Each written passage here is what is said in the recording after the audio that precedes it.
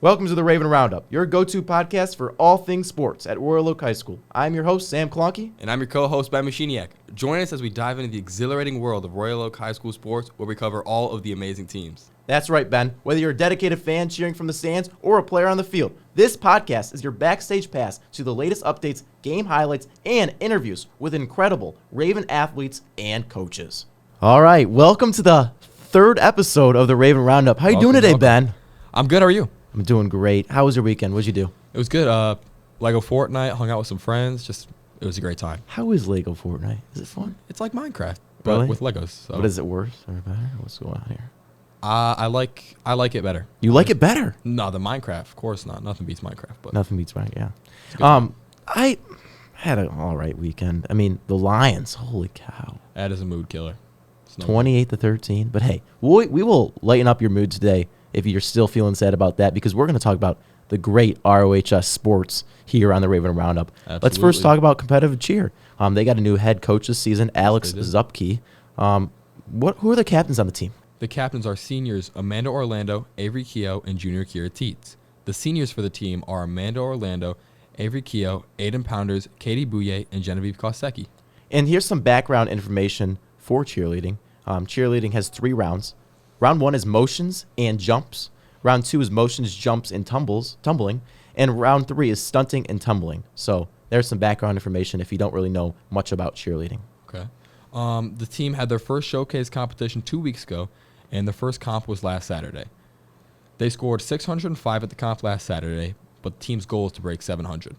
And the team's first league comp is January 10th. I actually think they will be able to break this 700. I mean, they had 605 in their first comp. I do think so too. First comp 605. I think they'll be able to break 700. And after talking to some of the team, they are really excited with this new head coach. They think it's going to be a great year. Last year didn't really turn out as well as they wanted to. And after talking to Genevieve, she says that it's going to be. They're hoping for a comeback year, and I think they'll do great. I think they will break that 700 that their goal is. That's awesome. So boys and girls bowling, how did they do on Monday? On Monday, the varsity team traveled to Collier Lanes in Oxford for the OEA singles tournament. Senior Carter Harris became the first RO bowler ever to achieve top 8 finish in this event. Wow. That's impressive. And coming in with a tie for third, he bowled 5 games, averaging 214. Oh my gosh, Ben. 214. I bowled the other day with on the student council event, and I think I got like a 62. Oh, gosh. Bowling is hard. It is. It's a tough so sport. it's a tough that's sport. a really impressive score. Very impressive for Carter Harris. What about on Tuesday, Ben? So on Tuesday, the boys varsity team lost to Troy 20-10. Mm-hmm. They were led by Carter Harris, 214 average, senior Oliver Harris, 198 average, and junior John Felk with 180 average. Great job by all 3 of them. The boys fell down early in a 10-0 hole, but worked hard to make a solid comeback, even though that the comeback fell short. The girls varsity team got their first win of the season, a 24-6 win over Troy. The girls put forth an excellent all-around effort with high scores coming from senior Annie Finlay, 142 average, and junior Alice Mahar with 140 average. The team will be back in action this Thursday, 12-14, at home against Avondale. And this will be their first OAA Blue contest of the year. So good luck to them. Good luck, guys. So, boys swim and dive. Who's their head coach, Ben? Head coach is Darian Miller. The team captains are Logan Ball, Nolan Till, and Max Podmockley. The boys did lose to Oxford 126-57 last Wednesday. And senior Owen Hayes was the man of the meet against Oxford. Owen had a 3.66 second drop in the 50 free, 7-second drop in the 100 free, and a huge drop of 24.74 seconds in the 500 free. Wow. He's gotten so much better. This is improvement from last time he did the swim. I can't wait to see where he is at the end of the season. Oh my gosh, you're right, Ben. And me in the pool, these guys are so fast swimming. Yeah. And wow, It's really impressive. They could swim it. A shark could be swimming after them, and they would be fine. Yeah, right? They could outswim a shark. So, for sure. So the man of the week last week was freshman Bruno Rashan. Bruno worked very hard in the first week. He also had a drop in the 50 free, 3.9 seconds, 100 free, 9.79 seconds, and 50 fly, 2.9 seconds. Great job, Bruno. The boys' next meet is away this Thursday, December 14th against Berkeley. Good luck, guys. And we need to beat our rival, Berkeley. That's our biggest rival, and I'm ready to see what it's they mandatory, will. what they'll do, and we know what it's like to play a rival. It's a great feeling beating Berkeley. It's just really, it's like nothing else. So what about wrestling? The reigning OAA White League champions, Royal Oak Wrestling, were in action last Wednesday at Armada High School. The Raven lost to Tough Mash Utica High School 46-25. But then came back and defeated Centerline High School in their second match of the night. Going 2-0 on the day were seniors Robbie Goodell, Chris Walters, and Grady Bowman. Congratulations to Owen Lowers, Max Minich, and Cameron Thurman on their first varsity victories. Then Saturday, December 9th, the wrestling team had their third annual Royal Oak Wrestling Tournament at ROHS. The team placed fourth in their tournament, and Chris Walters and Robbie Goodell were undefeated. They're still undefeated to this day. Both teammates, on football with us. Yes, so they are. Great people, great guys, and great teammates. The team's next match is a quad meet at Berkeley. They'll be wrestling Berkeley and Lakeview High School. Good luck, guys. Good luck to them. Now let's talk about the M1 Griffins. Wow. Are they still undefeated, Ben? Yes, they are. The M1 Griffins had 2 games last weekend, one on Friday, one on Saturday. In Friday's game, they played Stony Creek High School. The Griffins ended up winning that game with a final score of 3-1. And the RO player of that game was junior Kyle Passwater, Captain Kyle Passwater, with 2 assists for the Griffins. Then on Saturday, M1 took on Rochester United and won with a final score of 4-2. Tell me about the RO standout players from that game. 2 of those goals were scored by senior Ravens, Justin Stewart and Griffin Prisbolo. Wow. Justin Stewart, Logan Eden, Luke Schwanke, and Kyle Passwater each had an assist that night. Great job for them. So all of the goals scored by M1 were assisted by a Raven. So the Griffins keep the winning streak alive, and they are still undefeated with a record of 6-0. What an amazing start for those M1 Griffins. But honestly, who's surprised? I'm not after seeing me. how they play every single time.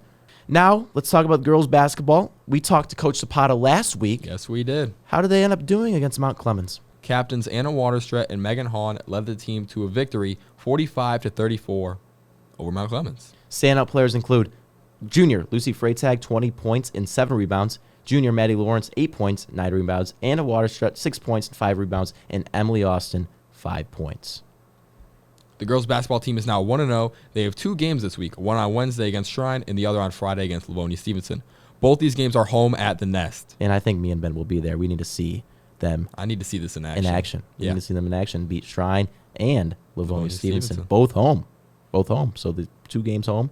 And, so Unified Basketball, this Friday at the Pep Assembly, the Unified Basketball team will play against each other, and it will be an electric time. So make sure you guys stay. If you're a student here at ROHS, stay around for that pep rally. It's going to be awesome. It's going to be fun. And I'll be playing in it. It's going to be fun. Speaking of the pep rally, this week, Ben, is Spirit Week. Yes, it here is. At ROHS. Today was PJ Day. And I wore some SpongeBob Christmas PJs. What about you, Ben? Did you wear anything? I didn't. I was dressed up today. All right. Just looking nice. Just looking nice. Hey, we got these new Raven Roundup. Wow. New Raven Roundup swag. Thanks to my dad and the M&B Graphics for these great quarter zips. Also, we really didn't thank the graphics design class, Mr. Anderson, making these banners for us. It looks fantastic. It's awesome. It's amazing. It's sweet. So we want to thank them too. Great job. We also want to thank Mr. Conrad. Always thanking Mr. Conrad. He's great. Yeah. Great. Boys basketball had 2 huge wins last week. The team beat Seaholm on Tuesday with a final score of 48-43. Camden Clark led the way with 22 points. Senior Luke Lysak had 8 points. And sophomore Uram Patino had 6 points. Then the Ravens beat Bloomfield Hills 52-42 on Friday to move up to 4-0 on the season. Camden Clark and Nick Hoffman both had 12 points. Senior Eddie Skoleski had 11. Freshman CJ Harrison had 9. And senior Luke Lysak followed with 8 points. So their next game is against Stony Creek at home on Tuesday, December 12th. With that being said, earlier today, me and Sam welcomed Coach Smith and Camden Clark into the podcast studio. Please give a warm welcome to Coach Smith, the head coach for the boys basketball team, and Camden Clark, senior, 4-year varsity player and co-captain for the Ravens. How you guys doing today? Doing great. Doing great. Thanks for having us, man. This is, by the way, before we even get started, this is awesome. I watched the first 2 episodes, and you guys do a great job. So thanks so much for having us. And thanks for coming on. Thank you. So congratulations to both you guys. Fantastic start to the season. Yeah. Thank you. Great. It's been amazing to watch every single game, and I'm really excited to see how this progresses. Yeah, it's been a great start too, and it's not even the record. It's just the preparation that we had leading up to it. We had a great summer. And so it's just good for me as a coach to see it pay off early on anyway, with some victories. But these guys have worked so hard, and it started months ago. So I'm glad they're reaping the benefits of their hard work. Yeah, I definitely feel like our work that we went through over the summer and all the time we put in is definitely showing out now. All right. And it's worth it. So Yeah, well, we see it. We all see it here in the Warlow community. I will be asking you, Coach, some questions, and then Ben's going to ask you some questions, Camden. So I'm going to ask you, Coach, first question. What were your primary areas of focus for the team over the offseason? For us, it was just getting serious, as we kind of mentioned already, about the preparation. In the past, sometimes, a lot of kids, they think basketball is just during the season, then they go and do their own thing and then come back when the next season starts. So for us, it was about just improving and understanding that it takes a lot of skill to play this game, especially at the varsity level. So we were very in tune with improving our skills and then also improving our camaraderie as a team. We have some young players, some good veteran senior leadership. And so that combination of 3 months of working prior to the season, I was really focused on that. Again, the results would take care of themselves, but we were just really keen on growing as a group and then improving our skills so that we can compete in this new league that we're in. You named senior Eddie Skleski and Camden Clark captains over the season. Oh, yeah. Talk about both of them and why you chose them to be leaders of this team. Yeah, I think, we have great senior leadership all across the board, to be honest with you. But for Eddie, it was pretty obvious. He was the hardest worker. You have a kid who went from not playing a ton last year as a junior. And to me, there's one of two ways you can handle that. You can just kind of quit and give up, or you can work your butt off. And this dude was in the weight room, was in the gym, and he epitomized everything that I looked for as a coach in our players who take adversity and attack it with hard work. So he became just the hardest worker, and he represents our culture, so perfectly. So that was a no-brainer. And then for Cam, Cam's always been one of the best players on the court. And I think more than anything, his maturity, as a senior is just shined. So now he's matching great skill set with just great maturity and his understanding of, he's not just the best player, but he needs to be the best teammate. He needs to be the hardest worker. He needs to be the example. And Cam has been that for us. And so, it's just great to have those two seniors as our leaders this year. And, I'd be remiss if I didn't say we also do have some other great senior leaders as well. So, Cam, I was going to ask you, after being named team captain, what have you done to make sure the team's chemistry is up to par? I'd say communication is definitely a big factor in that, because I feel like communicating is the main thing in basketball. Because if you're not talking to your teammates and helping the ones, the younger ones, the freshmen and the sophomores, and letting them know what to do, and going through the plays with them several times, because they don't get that stuff and they're new to it. And I was there at that point, I was in their position at one point. So I just feel like me communicating with them and helping them out as much as I can is a big part of being a captain and just leading the team. So talk to him, Cam. This season I definitely want to make all league again, because that'll be for the third year in a row. So I definitely want to get that down, and then I want to up my points per game this year. That's another thing. I also just want to be a great teammate overall, and I just want to win leagues and do good in leagues this year, because last year was kind of shabby. We didn't do too well. Right. We really got kind of cocky. We started off just like we did this season, 5-0 last year, and we got kind of cocky. We kind of thought we were good, kind of like the Lions and stuff. we thought we were good, and then we started getting cocky, and then we played league teams. We started losing, and then just went downhill from there. So one of my goals this year is just to not do that, just stay steady. And my next question for both of you, were there any specific goals for the team? Obviously a league championship would be great. What did you guys talk about before the season started? Yeah, I'm going to give you the coach's answer, but I just want to reach our ceiling every single year. Every team is different, so I want to reach our ceiling. I don't really know what that is yet. Hopefully it ends up being a league title, for Cam. So as a senior, he can say, yeah, my team did that, and be the second team ever to do it here since I've been here. So it's just to reach that ceiling. I think we're capable of winning our league, to be quite honest with you. But to Cam's point, if we don't stay focused on, those little things and stay humble and stay hungry, then we can also be last place in our league. So there's not a lot of room for error, but I think if we maintain our focus, we can do some things, especially with this dude leading us. 1 freshman and 4 sophomores. Tell me about those young guys on the team and their impacts. Yeah, Sam, I've never done this before. This is the youngest team I've ever coached at the varsity level, but it's a tribute to, I think I go back to my leaders, my senior leaders. But yeah, we looked in the summer to try and find guys who love basketball. And we have multi-sport players. We have, people that play soccer, basketball, football, but they bought into the idea that they're going to communicate with me. They're going to show that they want to be a part of this. And so they proved worthy from a culture standpoint. And then we got them on the court, and there, for lack of a better term, there's some dogs. Puppies are close to be dogs, and so it just made sense. Why not start them early? Because I think they can handle it mentally. And once I knew that, whenever you have gym rats that love the game of basketball, you want to get them as soon as you can, surround them with great leadership. And I think 2-3 years from now, you're really going to see the benefits of the experience that those young players are getting now at the varsity level. We have a lot of dedicated kids. They'll put in extra work, and they'll be the ones to stay after practice and get extra shots up. So that's one thing I really like to see, because to be honest, me as a freshman, that wasn't me. I had to have this guy put me onto that and get me in the right place. So yeah. I just think them starting off as young as they are and doing stuff like that is just gonna they're just gonna keep improving and getting better. Yeah. So, yeah. Because you're a 4-year varsity player, and you want them to do things that you didn't do, so they can be even better. Yeah. So it's great to hear. Cam, you've been on fire this season so far. In the first 3 games, you scored 20-plus points, and on Friday you scored 12 against Bloomfield. Talk about how your season's gone so far and what you think you've done well and what you'd like to improve on. Well, to start, I gotta mention it again. I feel none of that happens without putting in the work. So the things that the people don't see, and the work that I put in, that also benefits me a lot. I do a lot of things outside of basketball to benefit me on the court. Yeah. So I'm just saying things like that definitely helps me. And I don't know, just staying locked in and playing with my teammates. I think I've been running through the offense very well lately. I haven't been trying to get open myself, and I've been just running through the offense, and that's helped me a lot with scoring. Cam's got a chance this year too to do some cool things. Hopefully his name's going to be at that board in some capacity. The all-time board in the main gym. That cool setup there. So again, if he keeps trusting his teammates, you just watch. You're going to see that Clark name up there. For sure, yeah. How do you guys plan to keep this undefeated season momentum alive?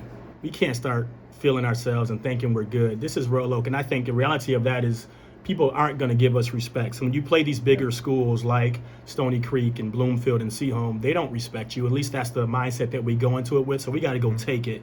And you can't be cute and pretty and go take respect. You got to have a dog mentality, blue-collar work ethic, and that's what we try to do. So it's up to me as a coach to make sure we stay that way, and then it's up to the team to execute, our game plan and just go to work every night. Yeah, I just feel our execution and our game plan, if we just stick to it, we'll keep it going and just follow what our coach says, and we'll be good. So. Thank you guys for both coming on today. Anything else you guys would like to say for the Raven Roundup viewers? Next home game, pop out. When is it? That's tomorrow, 7 o'clock. 7 o'clock, yeah. 7 o'clock, yeah, about to go prepare. And then I do have a quick announcement. Our game on Thursday, originally scheduled for Thursday, it's in Livonia Stevenson. It's on Friday now, so don't know if I can use this platform to let people know. Would love to see as many of the Raven Nest out on the road, and hopefully we plan on doing some really cool things in the Nest this year. So again, thank you to everybody, and thank y'all. This is amazing, and I appreciate y'all doing something positive like this. Thank you guys so much for being here and being great, and good luck with the rest of the season. Thank you. Thank you guys again for coming on. Thanks, guys. Appreciate it. Thank you for watching the 3rd episode of the Raven Roundup. Oh, yeah. I hope me and Sam were able to give you all the information on the winter sports that you were looking for. Next on the Raven Roundup is our 4th episode. Yes, it is. It's going to be a great time. We're going to talk to Coach Palazzolo, the wrestling head coach, along with give updates on the winter season so far. This will also be our last episode before a holiday break, so we won't see you for a little while after that, but it'll be a great time, and make sure you tune in. Once again, thank you guys for everything. Thank you, M&B Graphics, my dad. Thank you, Mr. Anderson. Thank you to Mr. Conrad. Thank you to Ben. Thank you to all of our listeners out there watching the Raven Roundup, listening to the Raven Roundup. It means a lot to us. It really does. It means the world. I'm your host, Sam Klonke. And I'm your co-host, Ben Machiniak. We'll see you all next week on the Raven Roundup. And remember that it's a great day to be a Raven. Stay safe.